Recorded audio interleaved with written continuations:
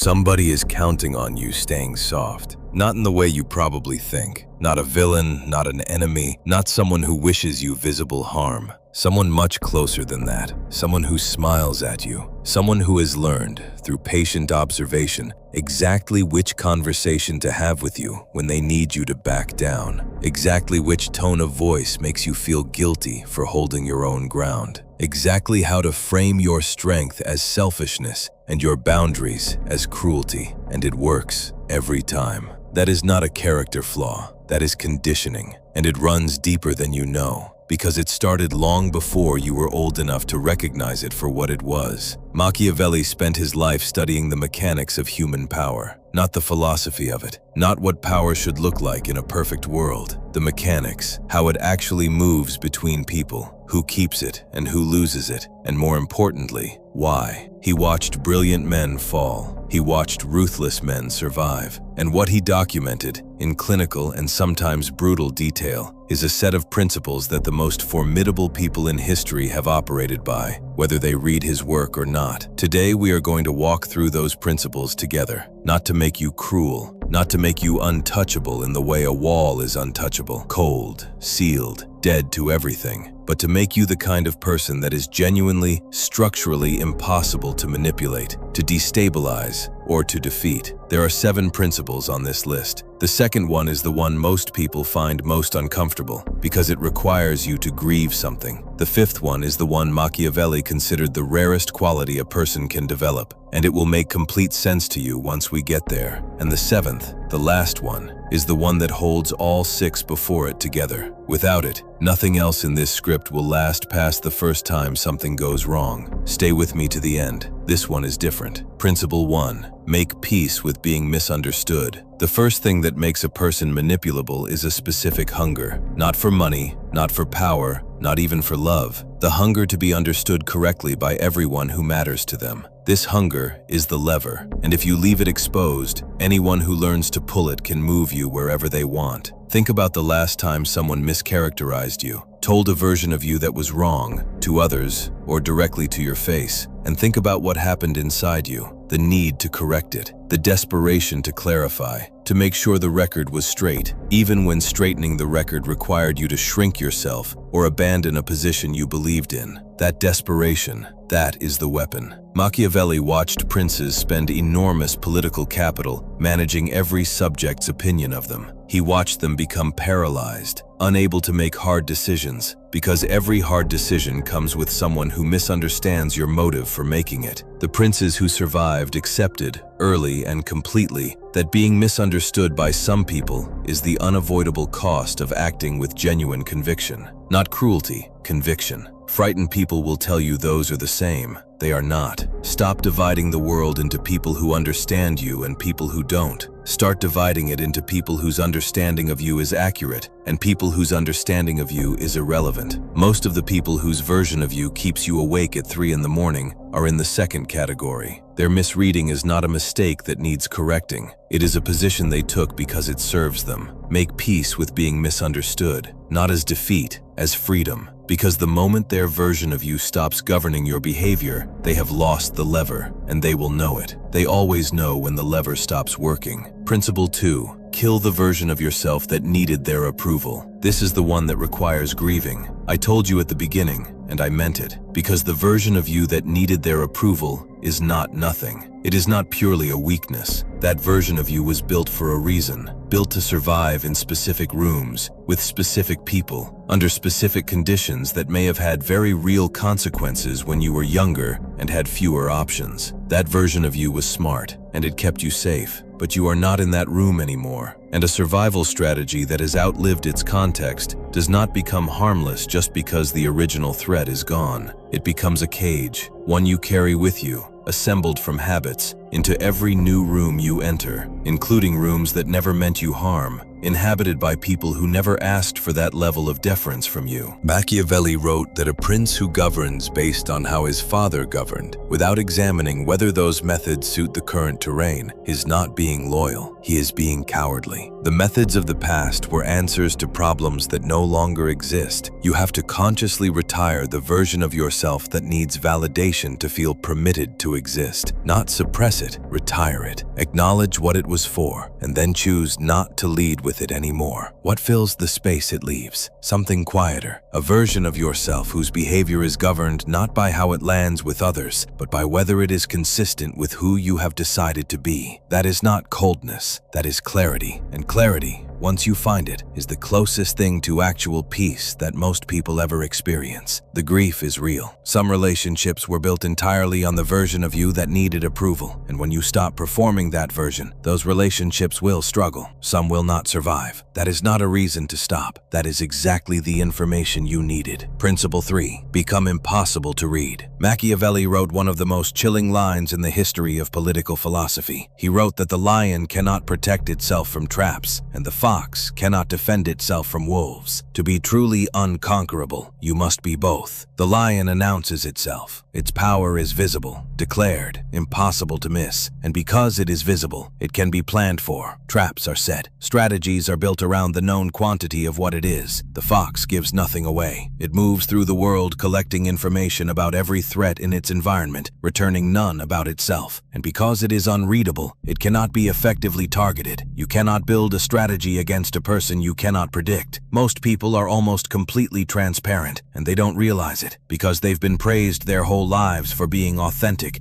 for wearing their heart on their sleeve, for being what you see is what you get. And there is something genuinely good in that. But goodness is not the same as strategy. And in a world where other people are constantly reading you, calibrating to you, looking for angles and gaps, being an open book is not a virtue. It is a vulnerability. Becoming impossible to read is not about lying. It is not about performing a false self. It is about understanding that not every thought you have needs an audience. Not every reaction needs to be performed in real time. The person who is impossible to read does it by developing genuine depth, internal processes that run quiet and deep rather than loud and shallow. They let their actions be their communication rather than their face, their tone, and the 1,000 involuntary signals most people have never learned to govern. The next time you feel a strong reaction in a room, frustration, defensiveness, fear, let yourself feel it completely on the inside and let nothing change on the outside. Not suppression, separation. The feeling and the performance of the feeling are two different events, and you decide which one the room receives. That separation is a muscle. Once it is strong, the people who have been reading your face like a map will find themselves navigating without one, and the discomfort that creates for them is precisely the kind of discomfort that keeps you safe. Principle 4. Build a self that has no leverage points. Here is a question that will tell you exactly where you are most vulnerable. What is the thing someone could say to you, or threaten you with, or take from you, that would make you abandon what you know to be right? Every person has at least one answer to that question. Most people have several, and the people who want to control you, whether consciously or not, spend a significant amount of their energy finding those answers, filing them away, and waiting for the moment they become useful. Machiavelli called these leverage points the chains of fortune, the things outside yourself that your peace, your identity, and your sense of security depend upon so completely that threatening them is the same as threatening you. He observed that the most vulnerable rulers were never the poorest or the weakest. They were the ones most dependent on outcomes they could not control. The approval of a specific person, the continuation of a specific arrangement, the preservation of a specific image. This principle is about systematically identifying and then reducing your dependence on those things, not eliminating them. Some dependence on other people and on outcomes is not a weakness. It is simply being human and alive. But reducing your attachment to any single one of them to the point where removing it does not remove you. Think about your most prominent leverage point right now, the thing someone could use against you most effectively. Maybe it is your need to be seen as a good person. Maybe it is your fear of being alone. Maybe it is your financial situation, a relationship, your professional reputation. Whatever it is, the goal is not to pretend it doesn't matter. The goal is to stop it from being the entire floor under your feet. Build other floors. Cultivate enough sources of stability, inner stability, not just external, that no single threat can collapse the whole structure. Sit with the thing you fear losing and ask yourself, honestly, what remains if it is gone? Because the answer, almost always, is more than you currently believe. Machiavelli's most unconquerable figures were the ones whose center of gravity lived inside themselves. Move something on the outside, and they shifted smoothly, like a weighted base, back to upright. They could not be knocked over because their balance did not depend on the ground staying still. It starts with one honest inventory of where the leverage points are, and one decision to begin weakening them. Principle 5. Develop the rarest form of focus. This is the one Machiavelli considered the rarest quality a person can possess. And I want to tell you why it is rare before I tell you what it is. It is rare not because it requires exceptional talent. It is rare because modern life has been architecturally designed to prevent it. Specifically, deliberately and profitably designed to prevent it. Every platform, every notification, every algorithmically curated feed exists because your attention is worth money. And it is only worth money as long as it belongs to something other than you. The quality is this: the ability to direct your total, undivided, self-chosen attention at a single thing for a sustained period, without being pulled off it by anxiety, distraction, approval-seeking, or the pull of 100 urgent but unimportant interruptions. Machiavelli wrote that the princes who achieved great things shared one quality above all others. They were students of their craft in a way that would seem obsessive to ordinary men. They studied war during peace, studied people during celebration, studied failure during success, not because they were joyless, but because they understood that the window of preparation and the window of necessity are never the same window.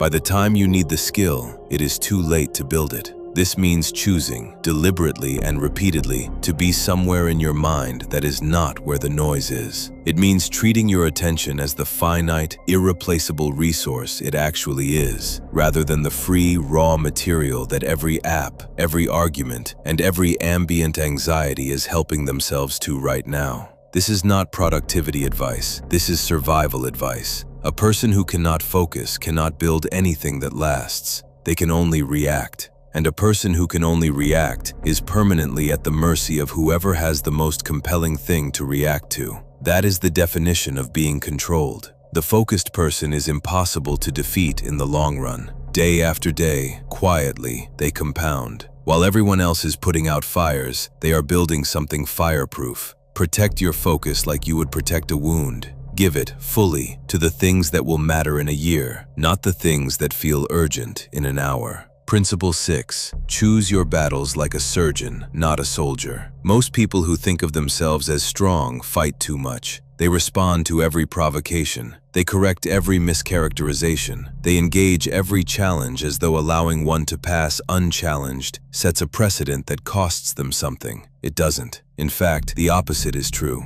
Machiavelli was ruthless on this point. Strength is not demonstrated by engaging every battle. Strength is demonstrated by choosing which battles are worth your strength and being completely, visibly at peace with leaving the others alone. The soldier fights everything that moves in front of them. The surgeon is precise. They intervene only where intervention can change the outcome, and they leave the rest undisturbed because disturbance without purpose is damage. Here is the thing about fighting every battle. It is exhausting, not just physically, but cognitively, emotionally, strategically. Every engagement you enter costs you resources that could have been invested in the objective that actually matters. And the people who provoke you into fighting the wrong battles know this. The pointless argument is not accidental. The passive-aggressive comment designed to make you defensive in front of an audience is not accidental. The small disrespect that escalates if you respond and dissolves if you ignore it, it is not accidental. It is a tax.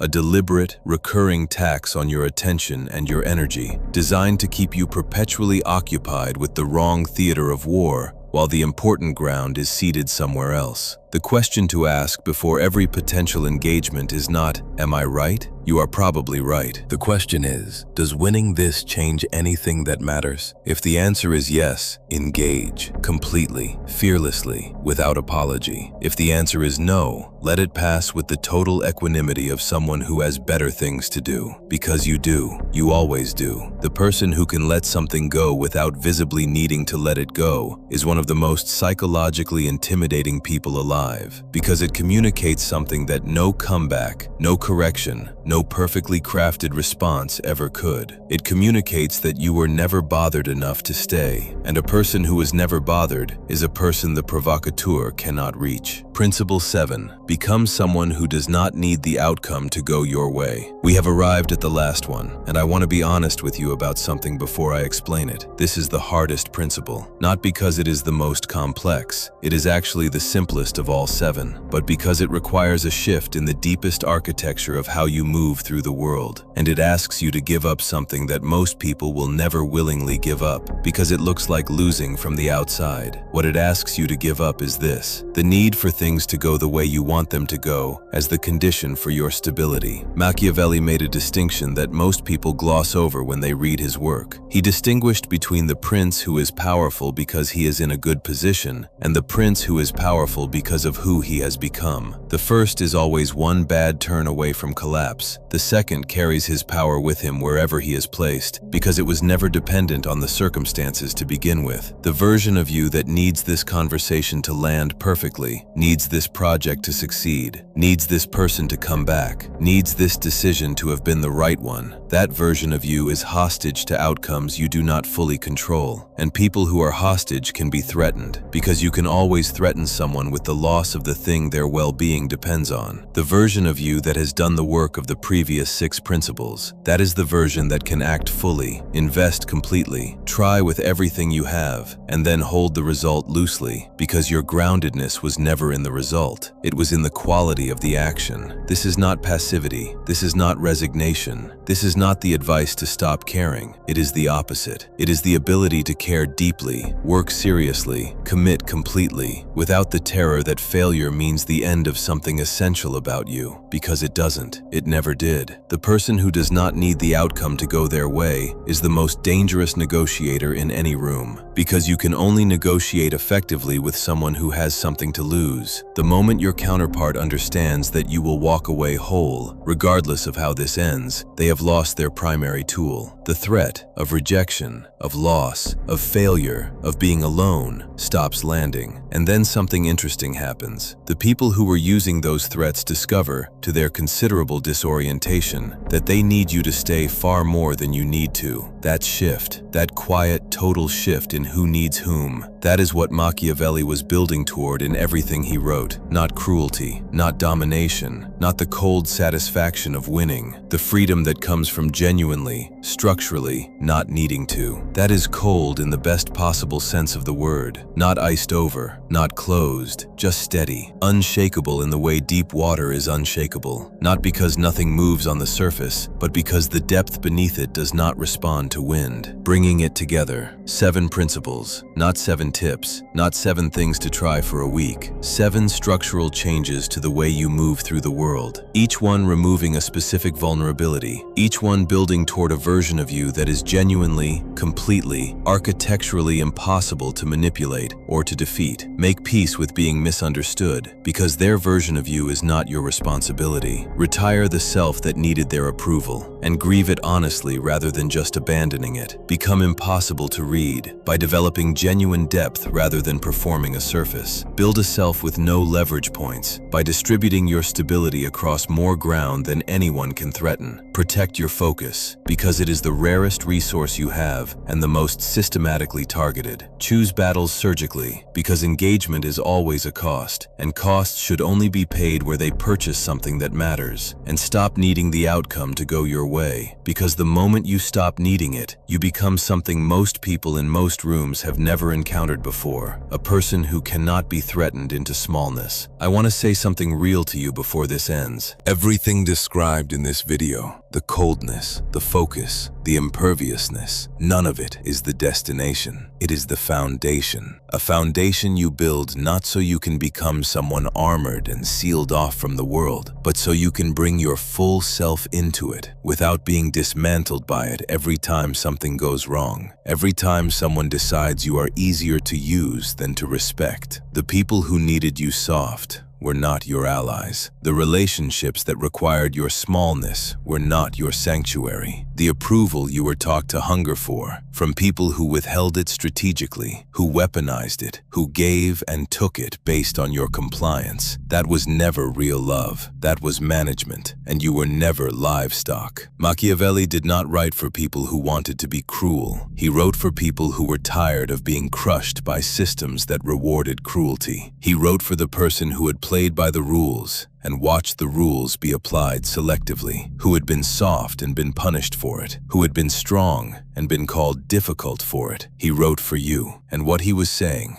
across 500 years and all the political language and the courts and the princes, what he was saying, underneath all of it, was this: you are allowed to be unbreakable, not because the world deserves your strength, but because you do. If you made it here, something in this landed. There is more coming. The specific moves that people who truly understand Machiavelli make quietly, daily, that keep them ahead of everyone trying to pull them down. Subscribe and hit the notification bell so it reaches you the moment it's out. And if this one felt different, less like content and more like a conversation you needed, hit that like button. It tells me to keep going in this direction. I will see you in the next one.